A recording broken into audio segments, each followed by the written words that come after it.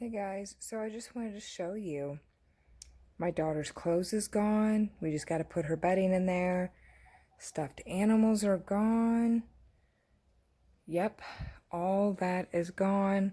Still have laundry on my couch. Look at all of it. Still got a few things to go. Her desk is gone. My son's stuff still in the hallway. Yep, still donations piling up. All this right here is donating. Little bit of garage sale stuff. Some laundry items, we use those as for paint, as you can see. But yeah, pretty much everything is back to where it was. I'm so excited. That's our guinea pigs over there. Now just to put up our laundry. It never ends here. Even though our kids are gone, we still have laundry. Yep. Sorry that I look a hot mess. I going through a flare-up, so I have a little bit of like rosacea on my face. It has been a crazy past almost couple of weeks actually. I have been at a stall with my weight at like 186, and it is very frustrating because you're doing everything you're supposed to do, following what they tell you, trying to get in exercise when you can, especially in my situation when you're limited. So I decided, you know what? Sorry, my nose ring is bothering me. No, that looks probably gross to some people, but it's just a nose ring, I promise. So I decided to push myself a little more. I live in a subdivision, and I wish I could show you, but I don't feel like walking that.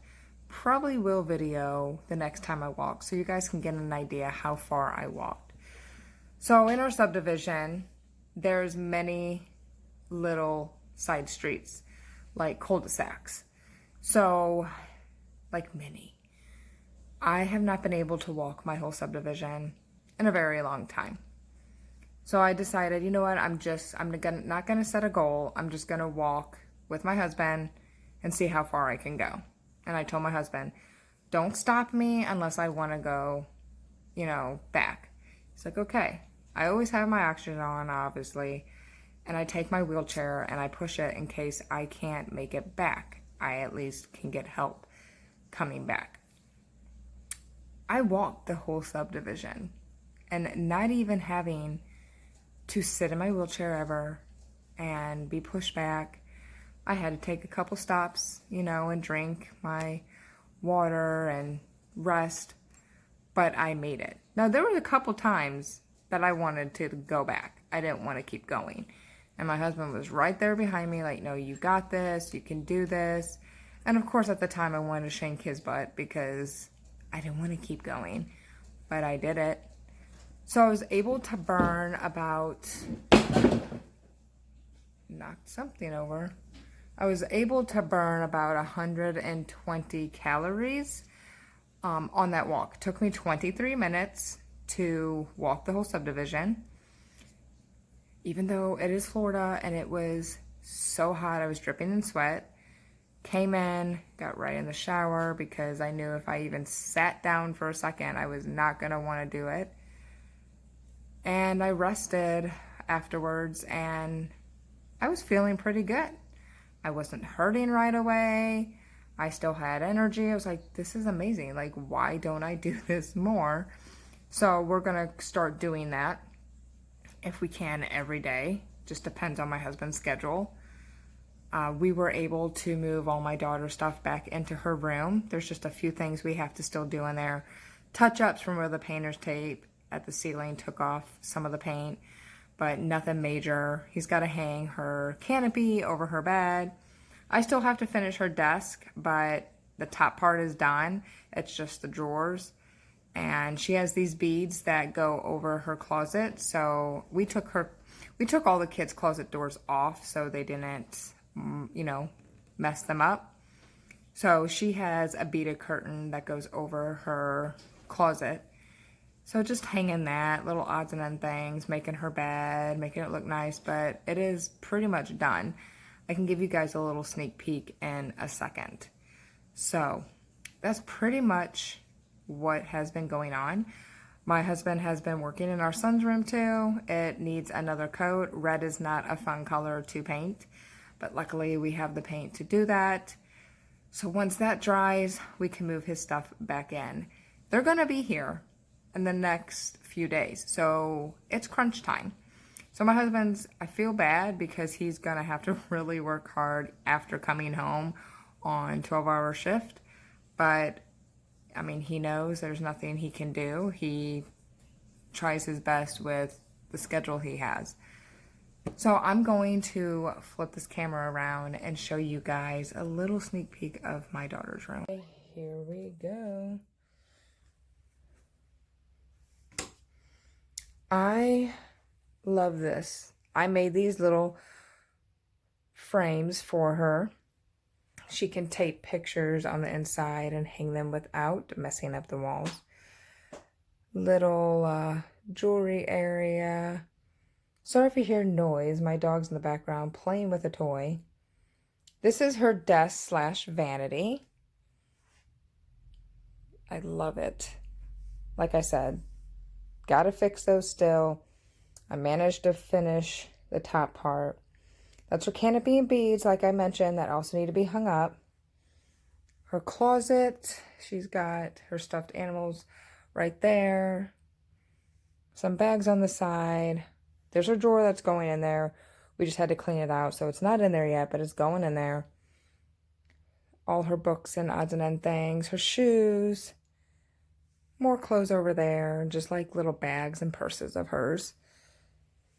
Right here will be a reading area. We're going to be changing out that light socket because it doesn't match anything anymore. But I repurposed our old shower curtain for her curtain. It matched the theme that what we were doing in here, so why not? This is her bigger dresser and holds her TV. And yes, she's drawn on this. Ooh, I cannot. Okay, here we go. All of her other important books and little Funko Pops that she likes are in there. And then her bed is not made. And all this will be on her bed. So I'll walk out so you can kind of get a gist of, you know, how big her room is. She's got a lot more space now in her room. So yeah, that's the little room tour. Yeah, that's pretty much where we have been with our daughter's room. It's not anywhere near perfect, but it's getting there. And I love that we were able to at least put her stuff in there. Now I can have the fun of decorating. I love to do a lot of DIY, especially since we don't have a lot of money to spend on, you know, decor items for kids and stuff. And we don't like spending a crazy amount on kids' rooms because they're kids. They, no matter how much you tell them, they don't treat their stuff perfect, as you could tell, writing on furniture. Everything that's in her room besides her bed has been handed down to her, meaning that we've bought like used, from flea markets to Facebook Marketplace. Anywhere that I can find cheap and expensive furniture for kids, I'm gonna do it. So we don't go crazy until they're old enough to take care of things and know, hey, I should not be writing on my furniture or the walls, which she did in her room. And I told her, this paint that we have, yes, we can wipe off. It's supposed to be the type that you can, you know, if there's smudges or markers or anything that goes on the wall, it's easier to be clean. And I said, but that doesn't mean you go in there and just go crazy over the walls, because I'll beat you. So, you know, we're not going to buy a lot of expensive stuff for our kids. I mean, why would you? They're kids. Unless you have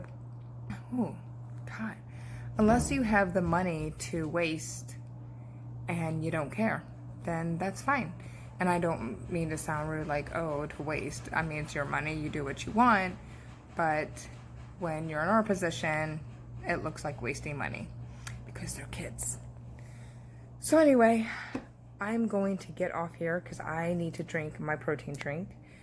And I'm going to relax a little bit because I need to get the color out of my hair. And I will show you guys what color I'm doing next. Talk to you guys later.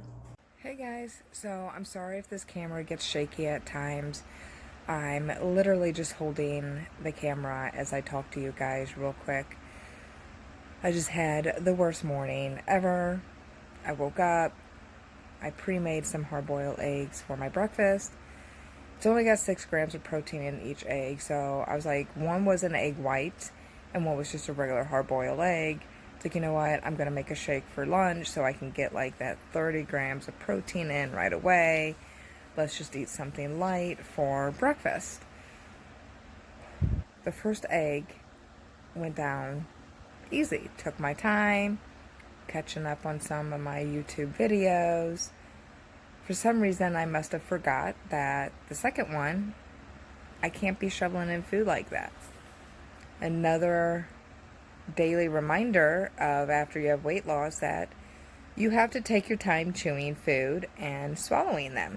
You can't eat anymore like a normal person. And when I say a normal person, I mean you can't just shovel food in and chew a little bit and swallow. You have to take a bite, chew it really, really good, let it go down, and wait a little bit, and then take your next bite.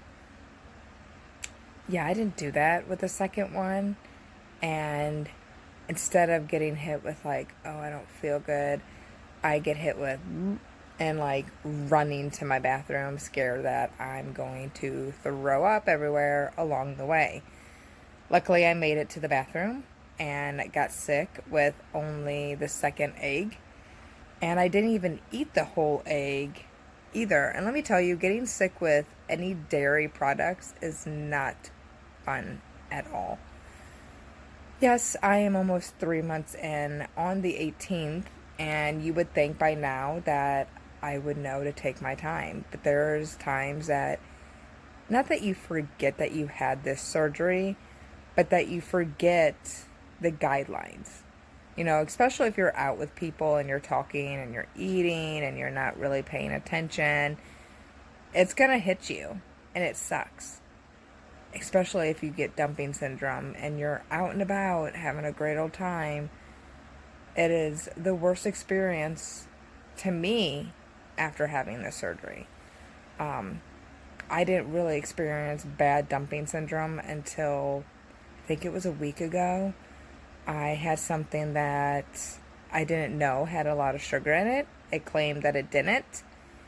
And I knew instantly that they lied.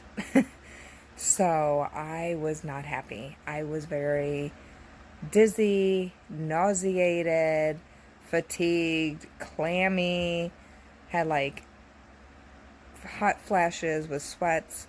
Didn't have bathroom problems, but I felt very I was going to pass out. It was the worst feeling I ever felt. And it hit me that, okay, well, this sugar-free item was not really sugar-free. And, you know, you pay attention to sugars, and I do, but I didn't look at the added sugars that was right above it. I was just focused on, you know, where it says sugars. So, yeah, I was not happy at all. So anyway, I'm just taking it easy, trying not to get sick anymore, but that's a thing that you can't control. Sometimes you might get nausea, and you'll know, okay, food didn't go down, it's gonna come up, you might as well just go throw up. And that's what's weird about being sick after weight loss, is that you can throw up so much easier when you're nauseated than before. And that's, I think, because food's not going in my stomach and there's no stomach acid. It's a pouch the size of an egg, and the opening is very tiny, the size of a pencil eraser. And if you don't chew your food well enough to get it through that opening, it's gonna get stuck, or it's just not gonna go through, and you're gonna get sick. It's gonna come up. whether you like it or not. Sometimes you might be nauseated and you have that sensation that something's like stuck right here, or you're just gonna all of a sudden almost throw up everywhere like I almost did. So I would get sick in the beginning. I mean, it was rough for me. My journey has been anything but easy. It is not easy.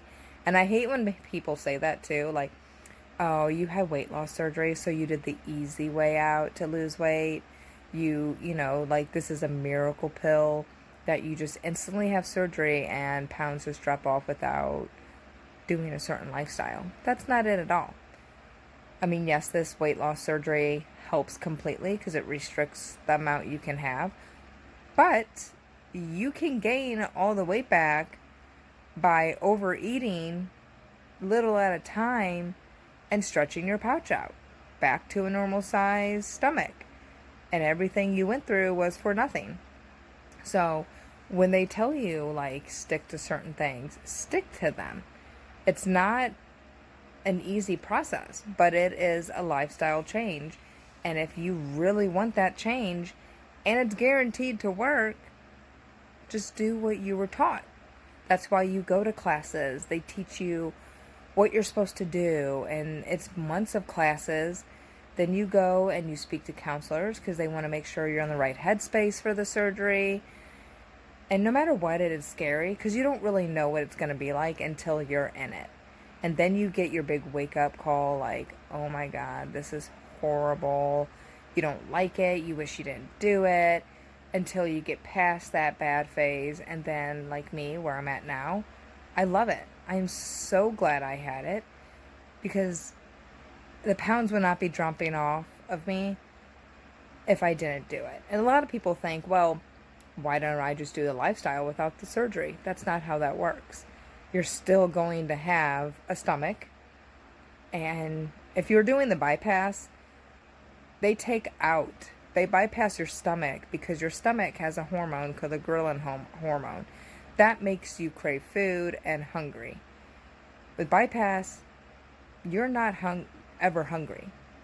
You might want something, but you're not going to physically want to go and eat because you think you're hungry when it's really you're bored, and whatever you used to do that made you gain weight. Now, it's not going to stop you from thinking about food. And some people, they have a real food addiction and they have to seek counseling outside after surgery to make sure they don't stray away from their lifestyle of maintaining what they're at now. Now, with the sleeve, my mother-in-law had the sleeve. It does not take away that hormone. It takes away a portion of your stomach, but you still have that hormone. So you can more likely still eat things that aren't good for you, and you don't lose the most weight with the sleeve either. Bypass, you achieve the most weight loss.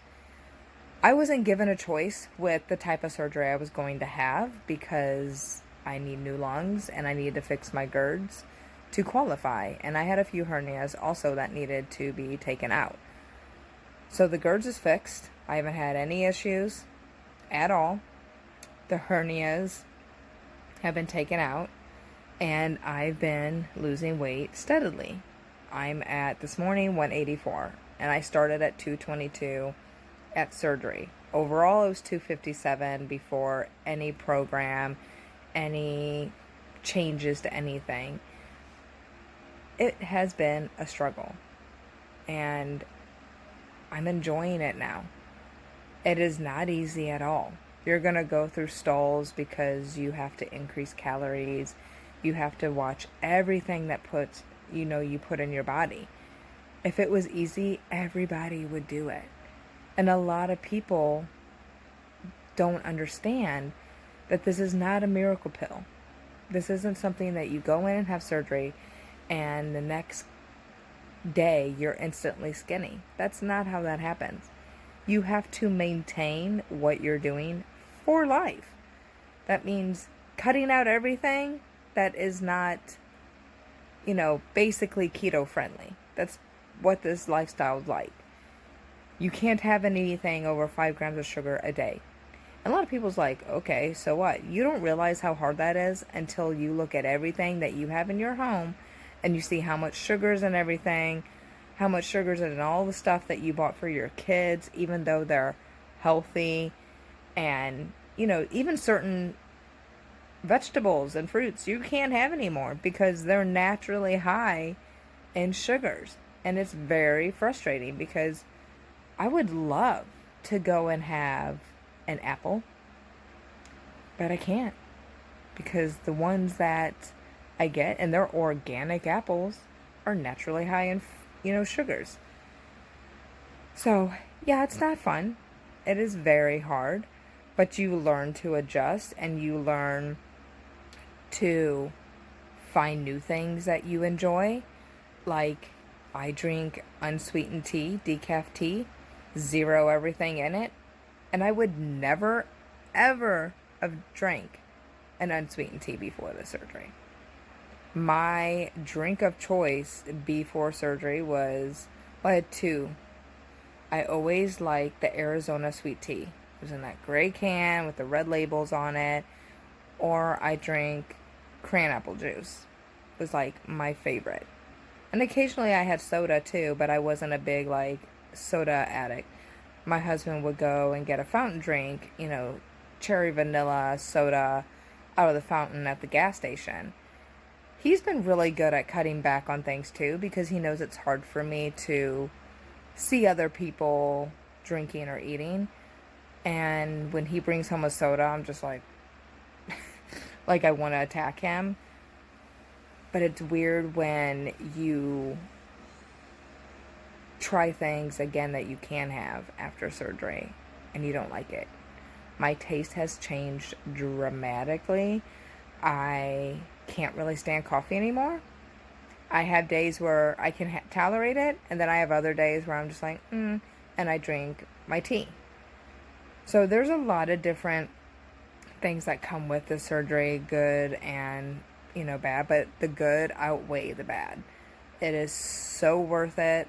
I enjoy seeing the pounds drop off me. I haven't been this size in forever, and I know the shirt is like so bulky, so can't really tell that, I can't tell that you lost weight.